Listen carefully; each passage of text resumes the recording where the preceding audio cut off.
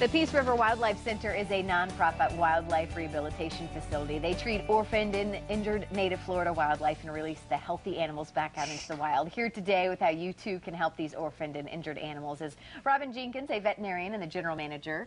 Good morning. Good morning, Welcome Kelly. back. Thank you. So who did you bring here this morning? These hungry little guys. These hungry little guys are some common grackles. Grackles, and Yes. we were referring to them as songbirds, They're right? songbirds, right? They're insect eaters. Okay, I was going to say, what are they eating?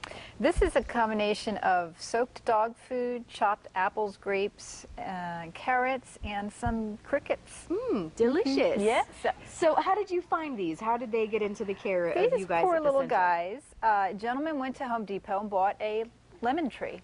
Came home, put it in his yard, and realized there was a nest in it. Oh. So Mom was back at Home Depot. The nest is now in this guy's yard. There's no way she's going to find them. So he brought them down to us to raise until they're ready to be released. I was going to say, so this is going to have a happy ending, though, because you're going to be able to take care of them, and then they will be able to go back in the wild? Absolutely. And that's the goal, right? Tell us a little bit about the center. Yeah.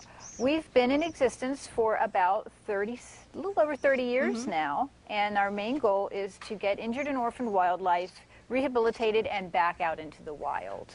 Occasionally we'll have an injured bird that's not able to be released, and we will keep it on display in our educational area for people to come visit. We're open 7 days a week for that, from 11 to 4. And what other animals do you have there? Because I know you guys have a lot of different things that people about can come and check out. 120 permanent resident birds there right now. We've got eagles, pelicans, osprey. But not just birds. What is that? That was a possum that we just saw, I thought. We treat about 50% mammals and birds. Okay. But on display, we really only have a couple of rabbits right now, just because mammals take up so much space. Yeah. And I'm sure. unfortunately, we're on a tiny little spit of land. So we're hoping eventually to be able to expand. What's going on there? Who's climbing up that tree? That is Kevin Barton from the Wildlife Center of Venice. He's climbing up a tree to re-nest a baby great horned owl for us. Oh, so can you re-nest them if you're able to? Definitely. Okay. That's the main thing you want to do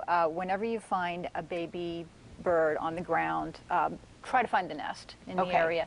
If you can get it back into the nest, perfect, do that. If you can't, and the bird's not injured, a lot of times what you can do is put it in a little basket. Put it in a wicker basket, even a Tupperware. Drill some holes in the bottom and nail it, screw it, zip tie it to the tree near the nest. Okay. As close as you can, you know, a bush, the side of your house, whatever you can get it up away from predators and as close to where it was so Mom can find it. Well, I'm thinking if I find a little bird, though, I'm going to be nervous that Mom might not, I mean, if you don't see Mom around, do you still recommend putting it in the nest if you see the nest? Most of the time when there's a baby on the ground, Mom is right there. Okay. You know, even if you don't see her, if you can put the baby up and get away from the area and just kind of keep an eye on it from a distance, see if Mom won't come back. Okay. A lot of times she will. Is this baby bird season? Kind of that's what you think of when it's springtime and you hear birds chirping. And it's baby bird season. For all kind of birds? Yeah. Actually, the raptors, the birds of prey, nest. Most of them nest a little bit earlier. So we've already been inundated with their fledglings that are falling out of trees. And a lot of times with the fledglings that are just about ready to start flying, you find them on the ground. Sometimes it's just okay to leave them there. Okay. You know, Mom will feed them on the ground in the day or two it takes till they're ready to fly. There's your number there. Can you call you guys up and say, hey, you know, this is what we found? Can you get advice over the phone? Any questions, give us a call. Go on our website. We've got some really detailed instructions on, you know, step by step. Is it injured? Yes, no, do this, do that.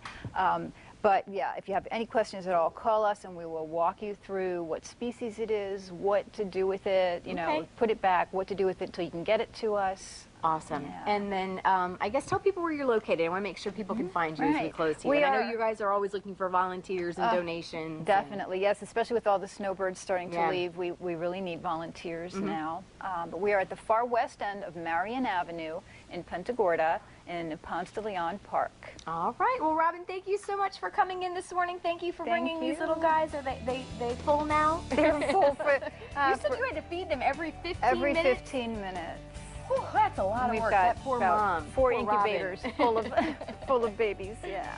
All right.